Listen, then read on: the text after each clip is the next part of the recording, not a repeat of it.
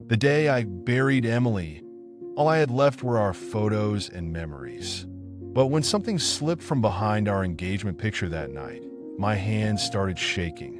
What I discovered made me question if I'd ever really known my wife at all. Get a cup of coffee and settle down, because this story is inspiring from start to finish.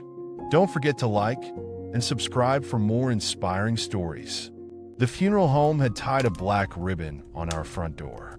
I stared at it, my key suspended in the lock, wondering who'd thought that was necessary.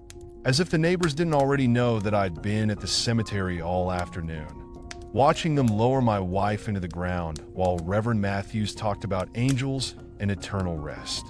My hands shook as I finally got the door open. The house smelled wrong, like leather polish and sympathy casseroles. Emily's sister Jane had helped by cleaning while I was at the hospital during those final days. Now everything gleamed with an artificial brightness that made my teeth hurt. Home sweet home, right? I called out automatically, then caught myself. The silence that answered felt like a physical blow. I loosened my tie, the blue one Emily had bought me last Christmas, and kicked off my dress shoes. They hit the wall with dull thuds. Emily would have scolded me for that, pressing her lips together in the way she had, trying not to smile while she lectured me about scuff marks. "Sorry, honey," I muttered, but I left the shoes where they lay.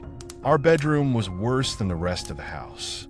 Jane had changed the sheets, probably trying to be kind, but the fresh linen smell just emphasized that Emily's scent was gone. The bed was made with hospital corners, every wrinkle smoothed away, erasing the casual mess that had been our life together. "This isn't real," I said to the empty room. "This can't be real." But it was. The sympathy cards on the dresser proved it, as did the pills on the nightstand that hadn't been enough to save her in the end. It had all happened so suddenly. Em got sick last year, but she fought it. Chemotherapy took an immense toll on her, but I was there to support her every step of the way. The cancer eventually went into remission. We thought we'd won. Then a checkup showed it was back, and it was everywhere. Em fought like a puma right up until the end, but it was a losing battle. I could see that now. I fell onto her side of the bed, not bothering to change out of my funeral clothes. The mattress didn't even hold her shape anymore. Had Jane flipped it? The thought made me irrationally angry. 15 years, I whispered into Emily's pillow. 15 years, and this is how it ends? A ribbon on the door and casseroles in the fridge? My eyes landed on our engagement photo, the silver frame catching the late afternoon light. Emily looked so alive in it, her yellow sundress bright against the summer sky. Her laugh caught mid-burst as I spun her around. I grabbed it, needing to be closer to that moment and the joy we both felt then. "Remember that day, Em? You said the camera would capture our souls. Said that's why you hated having your picture taken, because..." My fingers caught on something behind the frame. There was a bump under the backing that shouldn't have been there. I traced it again, frowning. Without really thinking about what I was doing, I pried the backing loose. Something slipped out, floating to the carpet like a fallen leaf. That my heart stopped. That IT was another photograph. Old and slightly curved, as if it had been handled often before being hidden away. In the photo, Emily, God, she looked so young, was sitting in a hospital bed, cradling a newborn wrapped in a pink blanket.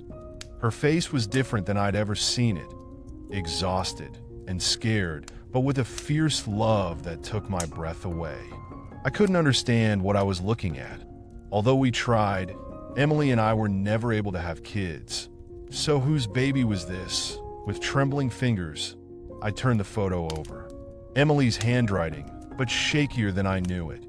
"Mama will always love you." Below there was a phone number. "What?" The word came out as a croak. "Emily, what is this?" There was only one way to find out. The phone felt heavy in my hand as I dialed, not caring that it was nearly midnight. Each ring echoed in my head like a church bell. "Hello?" A woman answered, her voice warm but cautious. I'm sorry for calling so late. My voice sounded strange to my ears. My name is James. I just found a photograph of my wife, Emily, with a baby. In this number, the silence stretched so long, I thought she'd hung up. Oh, she finally said, so softly I almost missed it. Oh, James, I've been waiting for this call for years. It's been ages since Emily got in touch. Emily died. The words tasted like ashes. The funeral was today. I'm so sorry. Her voice cracked with genuine grief. I'm Sarah. I adopted Emily's daughter, Lily. The room tilted sideways. I gripped the edge of the bed. Daughter? She was 19, Sarah explained gently. A freshman in college.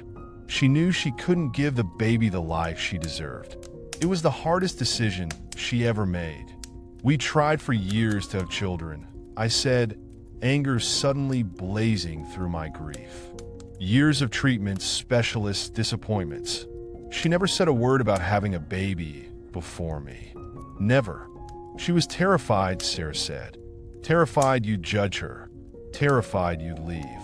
She loved you so much, James. Sometimes love makes us do impossible things. I closed my eyes, remembering her tears during fertility treatments, and how she'd grip my hand too tight whenever we passed playgrounds that I'd assumed it was because we were both so desperate to have a child. But now I wondered how much of that came from longing for the daughter she gave up. Tell me about her, I heard myself say. Tell me about Lily. Sarah's voice brightened. She's 25 now, a kindergarten teacher, if you can believe it. She has Emily's laugh her way with people. She's always known she was adopted, and she knows about Emily. Would you like to meet her? Of course, I replied. The next morning, I sat in a corner booth at a cafe, too nervous to touch my coffee. The bell above the door chimed, and I looked up. That IT was like being punched in the chest. She had Emily's eyes and her smile. She even tucked her hair behind her ear like Em would have as she scanned the room. When our gazes met, we both knew. James! Her voice wavered that I stood, nearly knocking over my chair. Lily! She rushed forward, wrapping her arms around me like she'd been waiting her whole life to do it. I held her close, breathing in the scent of her shampoo, lavender, just like Emily's had been. I can't believe you're here, she whispered against my shoulder. When Mom called this morning, I've always wondered about you, about what kind of man my mother married. We spent hours talking. She showed me pictures on her phone of her college graduation, her first classroom, and her cat.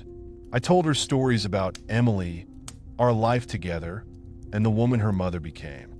She used to send Mom birthday cards for me every year, Lily revealed, wiping tears from her eyes. We never spoke, but Mom told me she used to call now and then to ask how I was doing. Looking at this beautiful, brilliant young woman who had Emily's kindness shining in her eyes, I began to understand Emily's secret differently, that IT wasn't just shame or fear that had kept her quiet.